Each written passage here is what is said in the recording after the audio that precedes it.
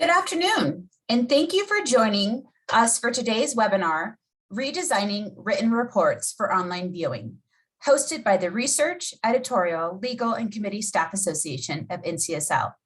My name is Angela Andrews. I'm Director of NCSL's Legislative Staff Services Program, and I'll be your moderator for today. Before I introduce our speakers, I want to review a few housekeeping items. Today's webinar is a platform for information exchange and engagement. Over the next 60 minutes, we encourage participation through our chat and Q&A boxes.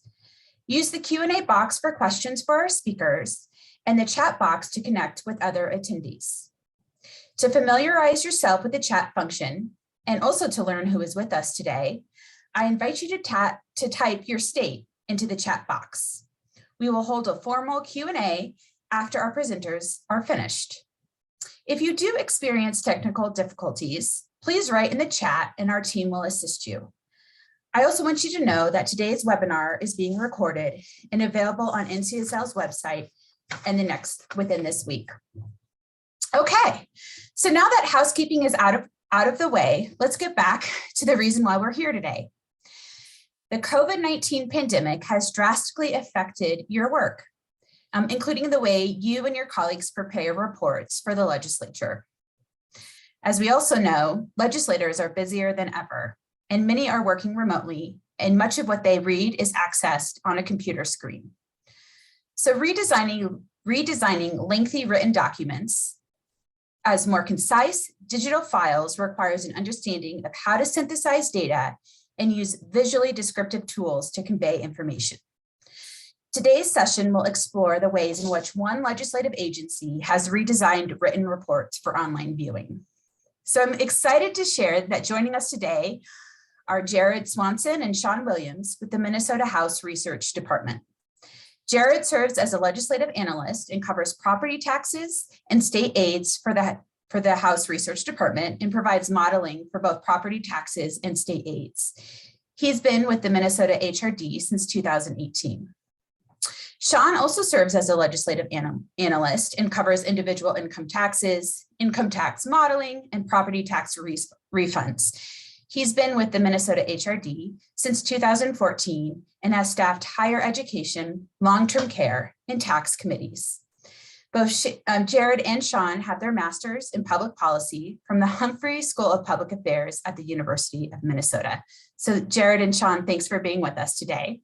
So let's go ahead and get started. Jared, I'll turn it over to you. Thanks. Well, thank you, Angela, and thank you all for joining us today. We're excited to be here. Sean and I are going to walk through some of the work we've done around redesigning written reports for interactive viewing. But before we get started with the presentation, we're just going to do a quick poll to gauge some of the familiarity with this issue and some of the software tools that are used for some of this work. So you should be seeing a poll pop up on your screen shortly, and take a minute and respond to the question.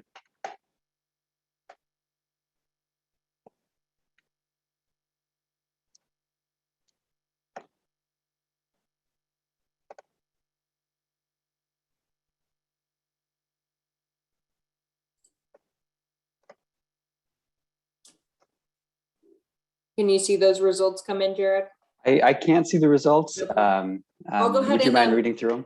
Yeah, so we have 90% of you participated so far. So 26% say they have never heard of either tool. 50% are familiar but have never used them. 20% have some experience with at least one of them, and only 2% actually use one of these tools regularly. Okay, thank you. So that's helpful. We'll talk. We're going to try to keep at a high level for most of this presentation. We won't get too deep into the weeds on some of the uses for the software, but if you are looking for more information for that, I think we'll have a few good resources toward the end of the presentation for you to look at. So I'm going to start sharing my screen, and we'll get started.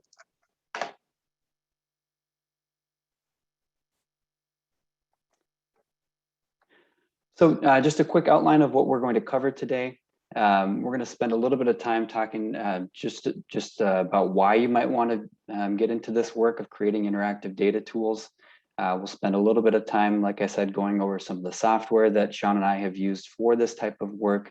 And then we're going to try to spend most of our time looking at examples of some of the interactive data tools that we've created and how they've replaced some of the written documents that we've used traditionally. Sean will have a few cautionary notes at the end of the presentation to think about if you are going to start this work. And as I mentioned, we'll have plenty of resources for you to learn more, not only about the software, but about interactive data tools in general. And then we should have plenty of time for questions at the end of the presentation. Like Angela said, if you do think of something as we're going along, feel free to put it into the chat box and we'll try to get to it at the end of the presentation. So I just wanted to start by giving you a definition of interactive data tools. That's a phrase that we're going to use a lot throughout the presentation today. And when we talk about interactive data tools, what we really are referencing are web-based tools that allow a user to explore data and create custom data visualizations. Again, that's a pretty broad definition, but we'll go through a few examples and you should have a good sense of what that means. So why is it worth creating interactive data tools and doing some of this work? Well, written documents, whether it's a PDF or maybe a printed paper document, are not always the best way to consume data. Interactive data tools can provide quick, easy access to large data sets, and data in this form is often easier to explore.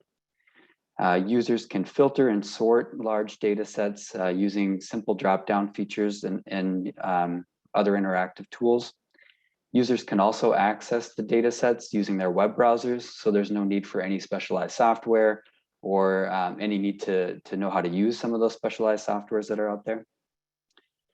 The interactive data tools allow for exploration of data by a non-technical audience. So these are kind of a way that you can put data directly into the hands of decision makers.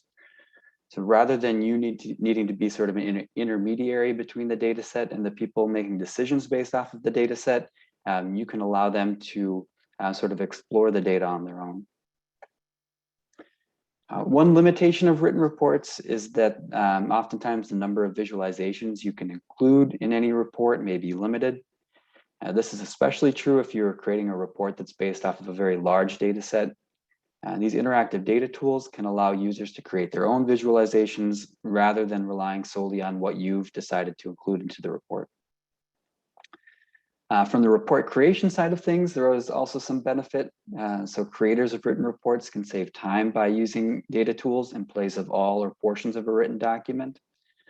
There's oftentimes maybe a little bit of extra upfront work in creating the tool, but once you have the tool created, they're often easier to update with the most recent data rather than updating an entire written report.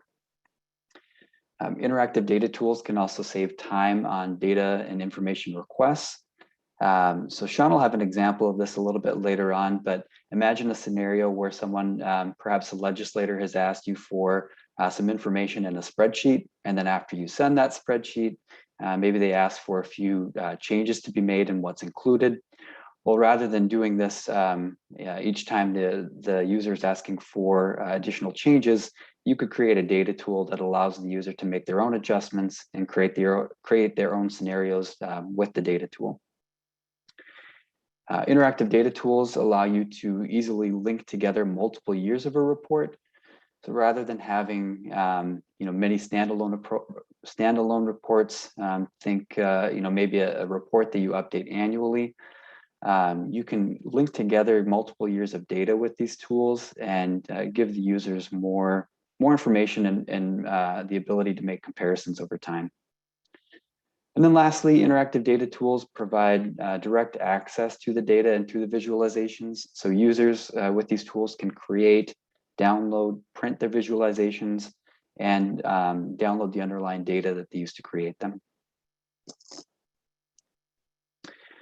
I do want to talk briefly about some of the software packages that are available for this type of work. Again, this is a high-level overview. We're not going to sort of get into the how-to of how to use these software packages, but the primary tool that Sean and I use for creating interactive data tools is R.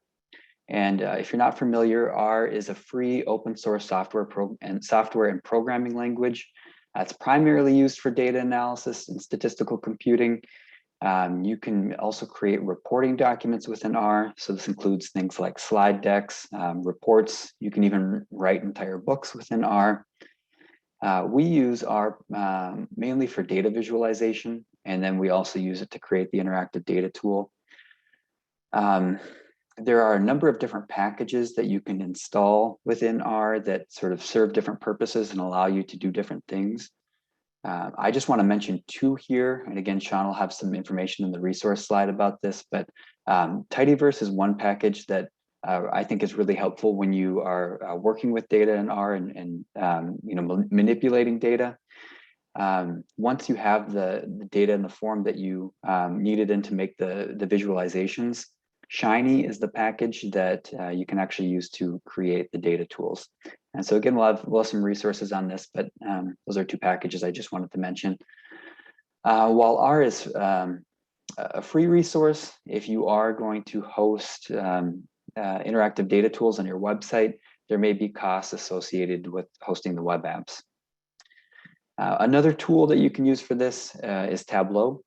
And Tableau is a software that you can use to create data dashboards and interactive data visualizations. There are many different hosting options with Tableau. I would say the biggest difference between Tableau and R is that Tableau tends to be a little bit more user-friendly, but slightly less powerful than R. And there are costs associated with obtaining the software for Tableau. So the first example that we're going to look at today is a redesign of the Major State Aids and Taxes report that Sean and I have worked on recently. I wanted to just take a minute and give you a little bit of background on this report. So this is something that our office has been producing since about 1984, and it is a comparative analysis of nearly all of the state aids and all of the taxes in Minnesota. So what we attempt to do with the report is to allocate each dollar in state aid and each tax dollar coming into the state to a particular county. And then we provide values for many different variables within each county, and we aggregate that data up to some higher level geographical regions. For example, we include many of the data in the report by the 7-county Twin Cities metro area and the non-metro area as well. And then the report also contains descriptions of each aid and tax, along with recent legislative changes and some current year and historical data. Typically, this report comes in at around 250 pages. It's a lengthy report. Again, it is something we update. We try to update annually. Included with the program descriptions and the recent historical data, there are hundreds of maps and data tables that display all of the variables that are in the report. Here's just a sample of what the old version of the report used to look like. On the left is sort of a typical map that you would find in the old version of the report. You can see some of these visualizations were starting to look a little bit dated because this was a printed document and it was very lengthy. We didn't use color in any of the maps. On the right is a sort of a typical table that you would see in the old version of the report. This shows each aid and tax that's included in the report and the value for each of those variables for a particular county. And then it compares those values to a larger geographical region that county is a part of and the statewide totals as well. So you can see there's a ton of information on that table on the right-hand side of your slide. And there were hundreds of these tables within the report itself.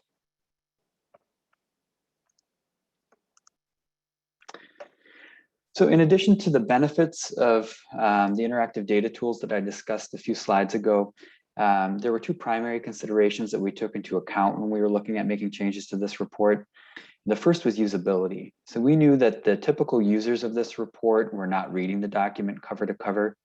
What was more common is that a user, maybe a legislator or a caucus staffer, was more interested in a particular region, like a county that's a part of a legislator's district, and the distribution of certain aids or taxes within that region. So what they were doing is, maybe taking this 250 page report sifting through for maybe just 1 or 2 pages and a couple of numbers on 1 or 2 pages of this very long report. We also knew that the users of the report were accessing the report either on their computer or on their phone. So sort of gone were the days of someone stopping by our office and picking up a hard copy of this report. Most people were accessing it online. And the second consideration was sort of the work that goes into creating the report. So, Sean and I put a lot of time into updating this each year. There are other analysts in our office who are reviewing our changes in the written document, and then support staff who are compiling many pages of this report into one document. All of the maps and all of the tables within the report were created using macros in Excel. And while the macros did save time, what they would do is save off each individual map and each table, and we would have to compile those into one document at the end. So it was a little bit clumsy assembling the report, and a lot of time went into that step. So we're going to take a look at the new data tool and then spend a little bit of time just sort of talking about the benefits of the current form. What I want to just scroll through real quick is an old version of the report. So this is sort of the middle of the report. And you can see, much of this report is sort of page after page of maps and different data tables. And everything we're going to see in the interactive data tool replaces all of these tables that I'm scrolling through here. And I could keep going for another 130 pages and it would look much the same. So this is the new major state aids and taxes interactive data tool. What we've created here is a sort of an interface that has a display pane in the middle of the page. And then right above that main display pane are a few different tabs that allow users to create different data visualizations. So the first tab is the single year map. And on the left pane, the user can select a variable from a drop-down menu. And again, this includes every variable that we had included in the old version of the report. The user has the option to adjust these values for inflation and display them on a per capita basis or on the actual dollar amount in this case. And then the final option the user has is to select a year of the report from the drop-down menu. The map will generate automatically, as does the legend. Users can zoom in to the map and zoom back out. They can also hover over individual counties. And when they move their mouse over a particular county, the county name will display, the year and the variable will display, as well as the value for that particular variable. Below the main display panel is an option for the user to download the map that they've just created and download the data that was used to create that visualization. If they were going to print in black and white, they can also select a black and white color from the drop-down menu that would produce this map in grayscale to make it a little bit clearer when it prints. So yeah, that's an option available as well. We have one other map that users can create from this interactive tool, and that's the change over time map. So again, they would just come up to the tabs above the main display pane, switch over to the change over time map, and then again, select their variable from the left pane. All the same variables are available. Again, they can adjust for inflation, display the numbers per capita or just the raw dollar amounts. But the difference here is that rather than selecting 1 year from a drop-down menu, they can pick 2 different years. So they can select a beginning year, an end year, and the map will update automatically. Again, they can zoom in, hover over a particular county, and what they'll see is the 2 years that they've selected from the drop-down menu on the left, the value for each of those years, and the percent change in the value of the variable across the years that they've selected. Again, the options to download the map, download the data are available at the bottom. Moving on to the county lookup tables. So all of the tables that I had just been scrolling through prior to looking at the interactive data tool, This sort of tidy little tab here replaces all hundreds of those tables that we were just looking at. So the user can again select a given year. This time there's an additional option to pick a geography type. So they can choose what types of geographies display it in the region drop-down menu. Statewide, metro, and greater Minnesota is one option where you just get those three different geographies.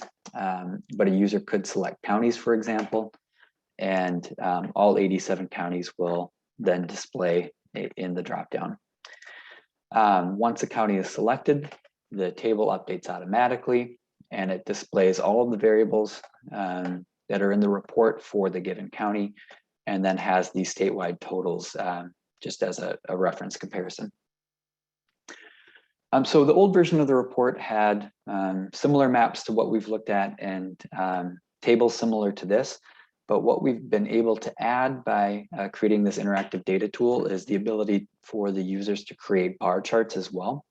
So these were not in the original version of the report, but users now have sort of two options for creating bar charts. The first one allows the user to compare one variable across two different regions. So again, they select the variable from the drop-down menu. They have the same inflation and per capita options as well. And then they can select their geography type. So whether they want to look at economic development regions, the counties, or the statewide metro and greater Minnesota geographies. I'm going to leave it on counties, and the user can select two different counties to compare side by side. And once the counties have been selected, the bar chart populates automatically, and you get a comparison of the variable across all of the years of data that are loaded into the interactive data tool for the two counties that have been selected in the drop-down menus. Once again, you can see that the users have the option to download the plot. This just downloads as a .png file, so just an image file, and then they can download the data that was used to create that plot as well, and that downloads as just a CSV file. One other option that the users have related to bar charts is the Compare Variables tab. And this allows the user to compare multiple variables across multiple regions. So rather than just having one variable to select up here, the user can select a comparison variable. I'm going to select two that are a little bit closer to each other in value, so one doesn't get washed out here. So they can select first two variables that they want to compare, and then they can select the two different regions that they want to compare those two variables across. Again, the bar charts generate automatically, and you can see the title also generates automatically and produces two bar charts, one that contains each variable for the first county selected, and the other that contains each variable for the second county selected. Again, you can download the plot, can download the data. The last thing that we decided to include in the interactive data tool was a background tab. And this is just a place where we can give a little bit more context to the variables that are in the data tool. So if someone is using the tool and they aren't sure what is included in the total AIDS variable, for example, the background tab will has a definition for each variable and tells the user all of what's included in some of the totals, the variables that are totals. So that's a look at the Major State AIDS interactive data tool. What we ended up deciding to do with the new format of this 250-page report is to still keep some of the written portions. So we thought that the descriptions of all of the variables and some of the legislative history and historical context for some of these aids and taxes was important to keep around. But we were able to replace about 2/3 of the document with the interactive data tool. Some of the benefits of having this data tool instead of relying on the old version of the report is that users can now create their own visualizations for the regions that they're interested in. It's a lot faster and easier for them to just use the drop down to select, maybe the county that they're looking for, or the aid or credit that they're looking for, rather than sifting through the hundreds of pages of the old version of the report. The visualizations have an updated look. Now they're available in color.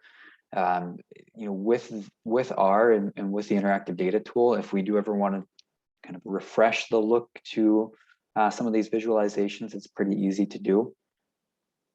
I think the biggest benefit of this is that without changing any of the data that we collected for producing this report, we now offer the users a lot more information than they had before, especially with the ability to make comparisons over time. So if users wanted to do that in the past, they'd have to get out old copies of the report and try to track down numbers and I don't know, maybe write them down or put them into a spreadsheet on their own. But this tool allows sort of the longitudinal comparisons without us having to change how we collect the data. The data tool is mobile friendly. Again, it's a lot easier than using a printed report or a PDF. And users can print their own visualizations and download the underlying data that they use to create them. And then lastly, on the report creation side of things, we replaced all of those macros that were in Excel with scripts that run in R. I will say that there was a little bit more upfront work to write the code to produce all of these maps and tables, but once the code was in place, it's a lot easier to recreate the report and update to the most current version of the data and the data tool than it was in the past. And that is, I guess that's the overview of the major state aids and taxes report. And Sean is going to walk through a couple more examples of using interactive data tools. Hi, everyone. So I'm going to try and share my screen here. Oops. So I'm going to talk about a couple of examples that are smaller and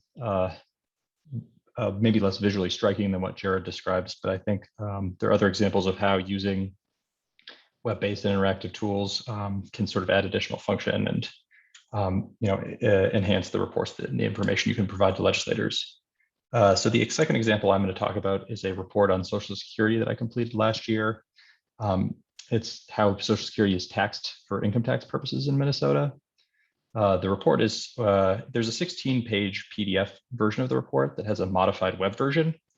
And one of the pages of the report has this example tax calculation for a hypothetical taxpayer. So one of these examples is someone who's 65 years or older, has $16,000 in Social Security benefits.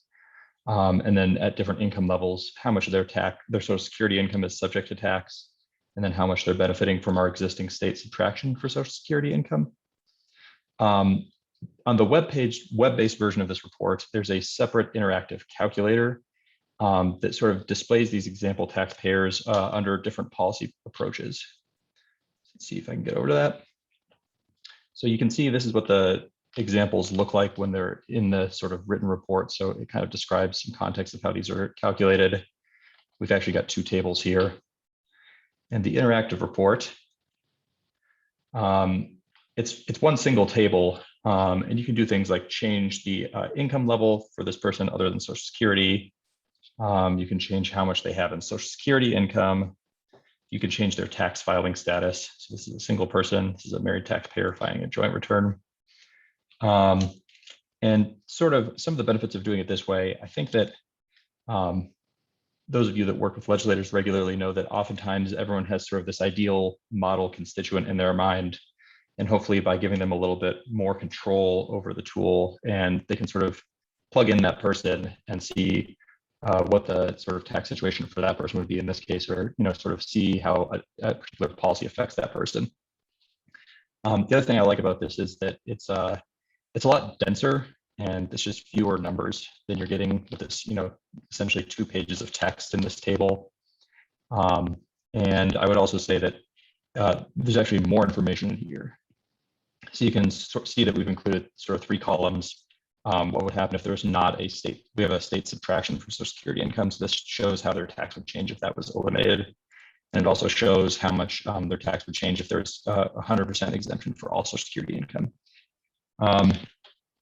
So you can see there's sort of more information displayed in a smaller area. And once again, a legislator might have more control over what they see there. The next example I'm going to talk about is relates to the property tax refund program in Minnesota. I again have a short publication sort of explaining how this program is calculated. You can see on slide here that there's 13 steps in the property tax refund calculation. In our example publication, this is a screenshot from it. It's a pretty confusing formula for people, and legislators often have questions about it. There's a lot of different policy levers built into it. So during the last legislative session, I was working with a member who's kind of interested in potentially changing this program. The legislator, I sent a publication that we had done that was kind of a traditional text-based report with this table built into it. We talked through a couple of times how the calculation worked, but I didn't feel like the legislator had a sort of good feel for what the different policy levers available were and what potential changes they could make. And this is, again, looks pretty rough because I sort of did this quickly during session.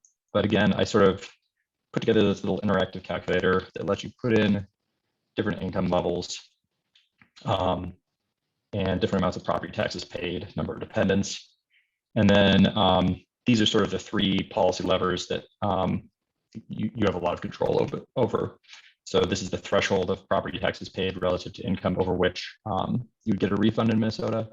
So you can reduce that threshold, which means that you have to have a lower amount of property taxes relative to your income to get a refund. So you can kind of see right here what the base amount would be, what the proposal would be if you change that threshold, how much the change in the refund would be to the taxpayer.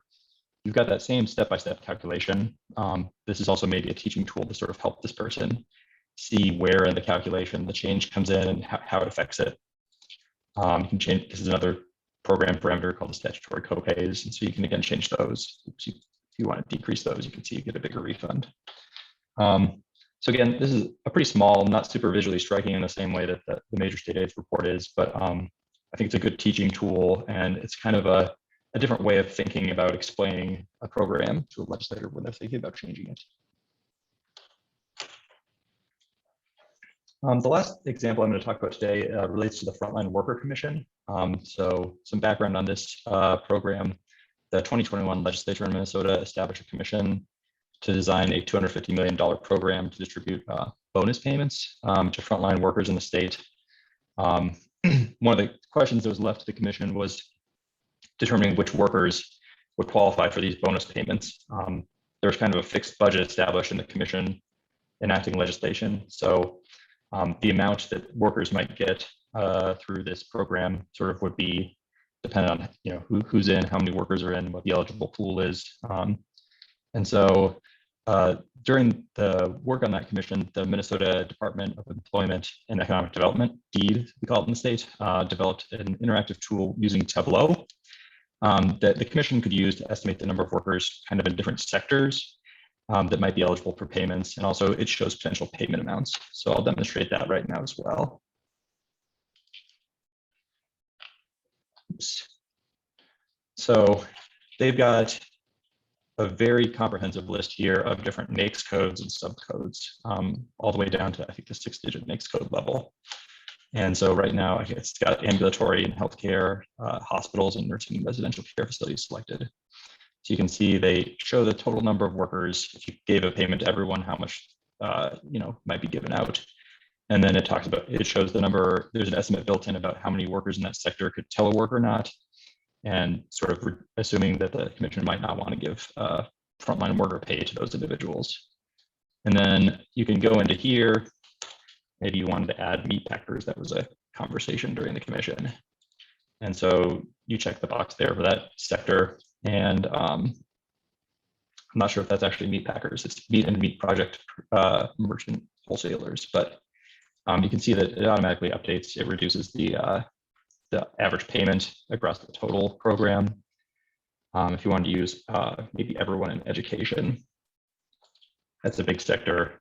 And so you can see again that the total average payment dropped from $770 to $542. So again, this is a tool where legislators can sort of play around with sort of the parameters that are in front of them, choose kind of who they think their target would be. And it's a really kind of dynamic and interactive way for someone that doesn't have a lot of technical or data experience to sort of kind of come up with scenarios and do so without having to use Excel or other statistical software. I wanted to add a few cautionary notes on these kinds of tools sort of at the end of the presentation. I think that if you give control over creating data visualizations to users, it's possible that they could maybe manipulate the tools, produce something that's misleading. You have a lot more power to sort of curate what is displayed to people if you're making a longer written publication and you're making all the data visualizations. And even if something's not necessarily misleading,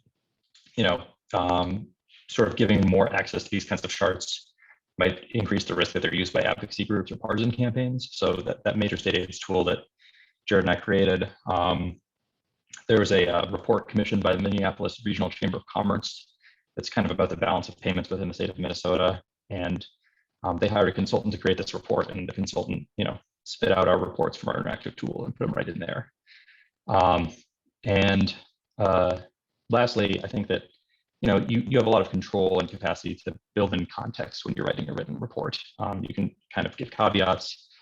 You can talk about how data sources have changed. You can talk a lot about methodology, limitations of the data, and those sorts of things.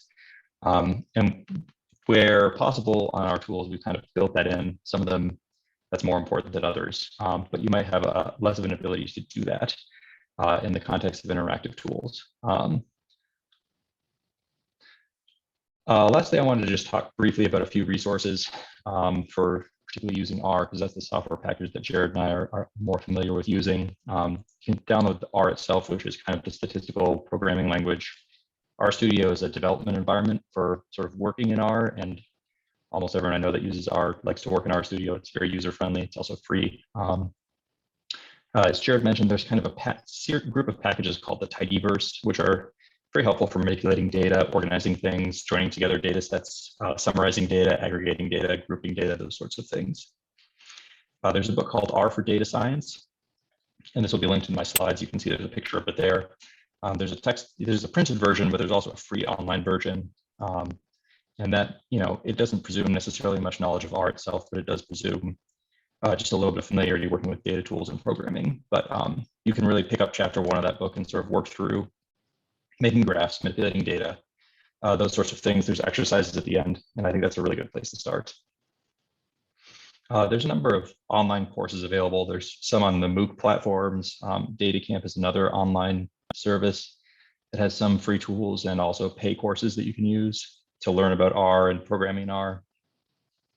Anyone that's done programming stuff is familiar with Stack Overflow, and if you get funny error messages or things you're not familiar with, it's great to type those into Google, and hopefully someone on Stack Overflow has had the same problem. And then lastly, RStudio has these cheat sheets on their website. They sort of show commonly used commands and programming tools that I think are really helpful for working in R. And I sort of keep those at hand and look at them frequently when I'm trying to do something I'm not super comfortable with.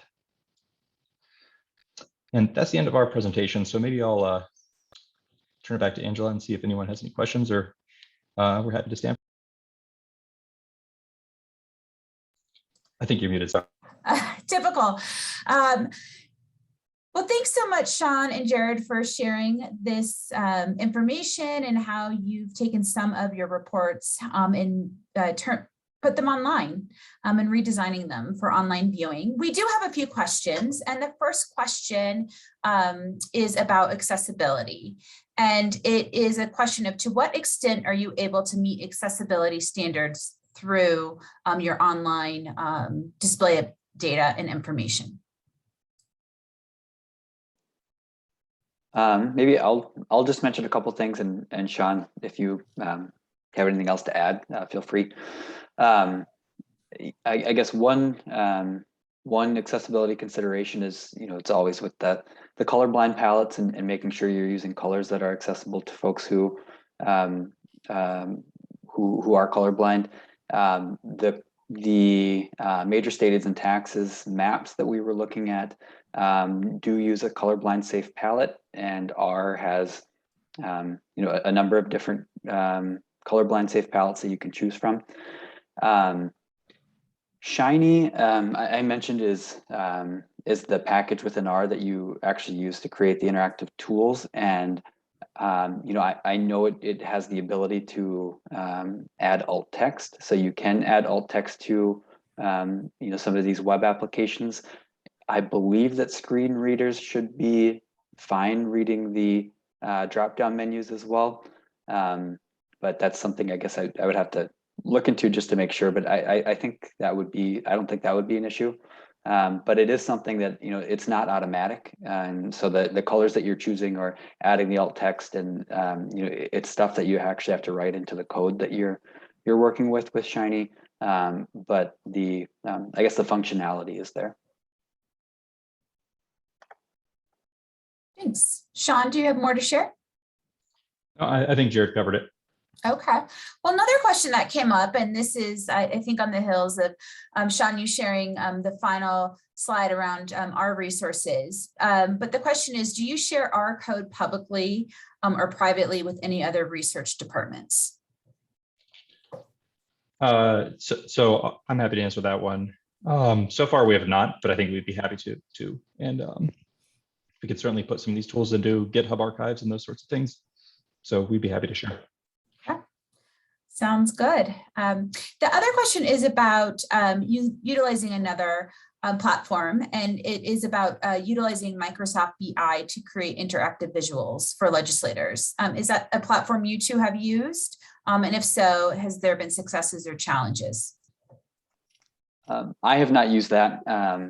This is sort of the, getting into using interactive data tools is it's just something that we've pretty recently started doing. And the tools that we've used are basically what we've presented here. I haven't used that in the past either. I don't think Sean has, but no, yeah, either one of us had used that yet. Okay, thank you. So I'm going to ask two other questions that have come in, and it's really about how legislators have used this data that you presented online.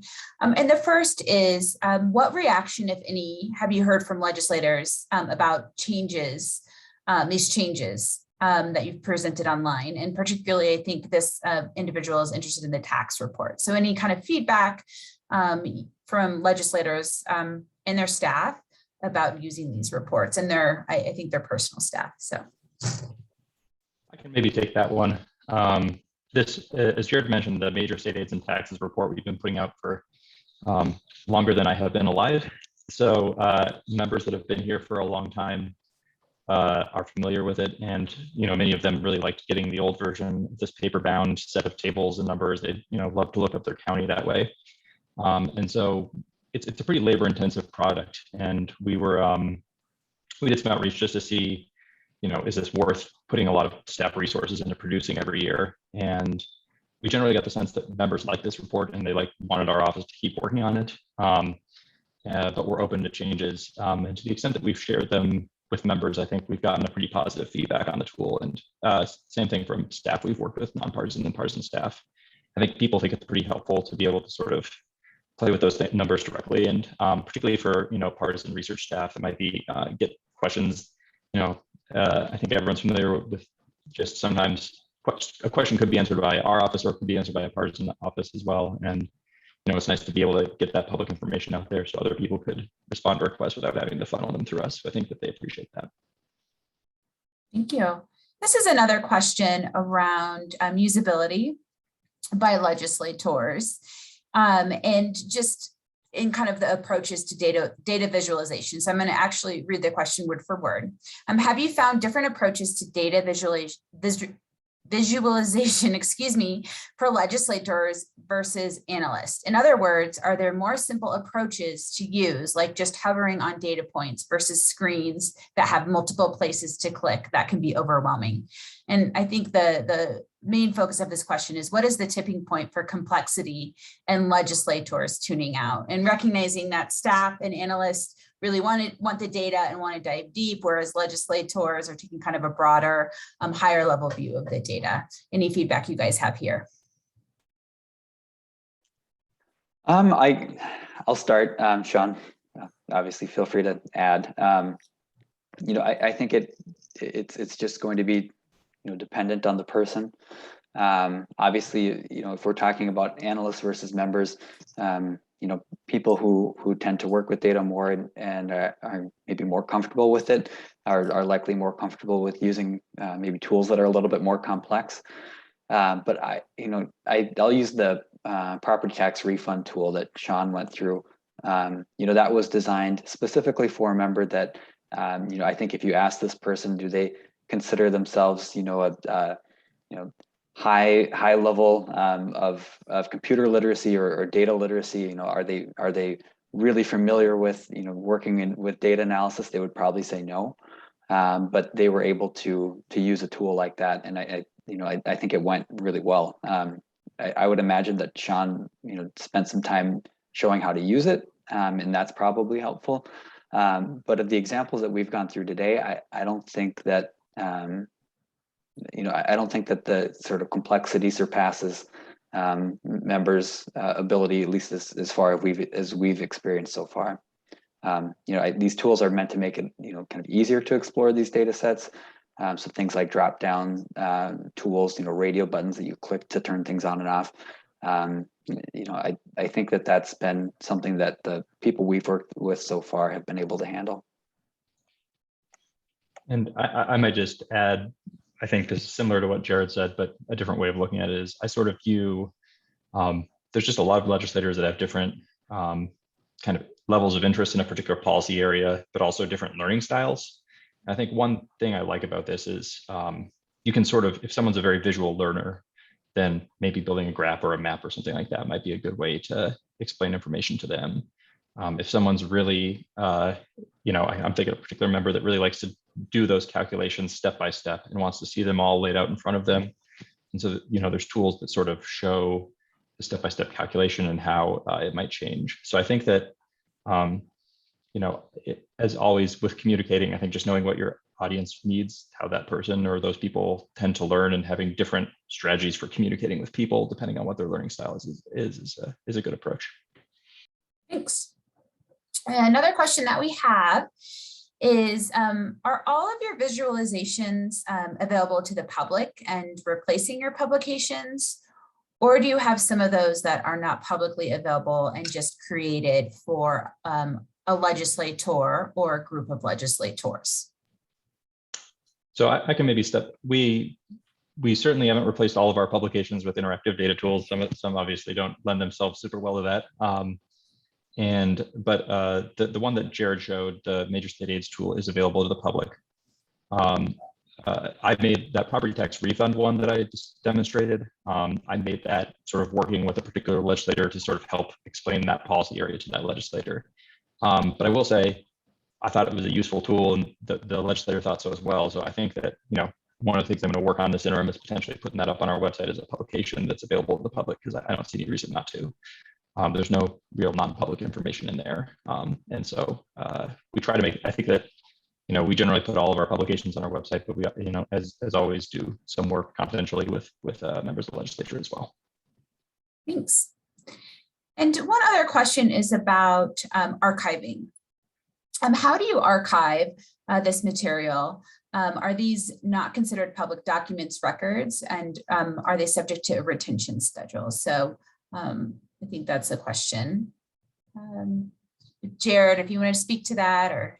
Yeah, sure. I guess with that question, I'm going to make the assumption that maybe they're referring to the major state aids tool.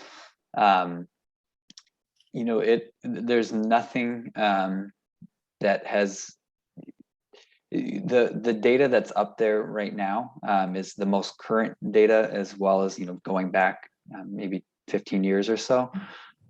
So we haven't, there are old versions of the report that I believe are still archived on our website. I'd have to check. But the data tools haven't been around long enough, I guess, to run into that issue. I think that our office will have a policy likely on that in the future, but I guess it's not something that we've run into yet, where we need to follow any certain retention policies or archiving policies with these data tools. But likely that is something that we'll come across in the future. Thank you. And one other question I'm seeing in the chat function is a request to show the property tax tool again. So I'm wondering, we still have a screen up. You can, you might want to share that one more time. Thanks, Sean, and maybe run through it again and show folks.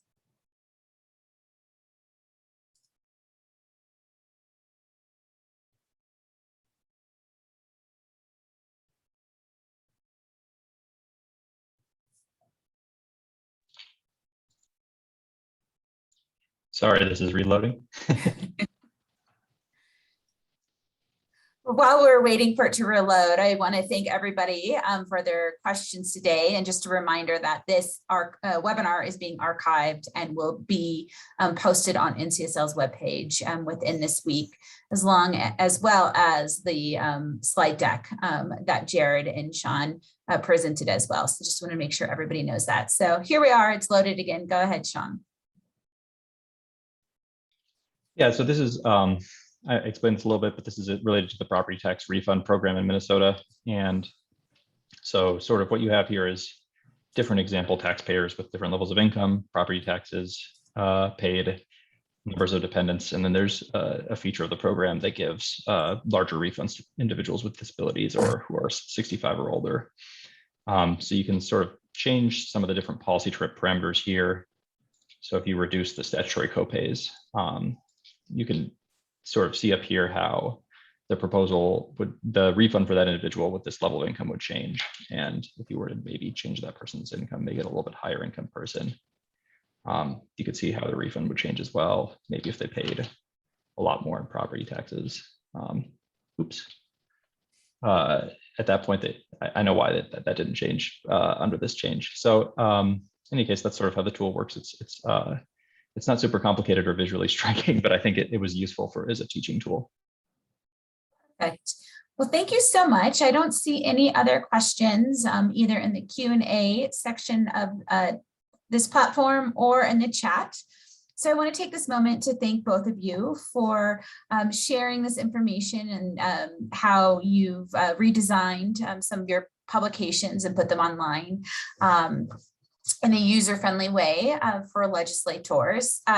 So thank you for that. And again, as I had mentioned, this webinar is being recorded and will be posted on NCSL's webpage, as well as we will share the slide deck on the webpage as well. So with that, I want to thank everybody for your time today. Thank you for joining this webinar, and a big thank you to Jared and Sean for sharing your information. Take care, everyone. Thank you. Thanks, Angela.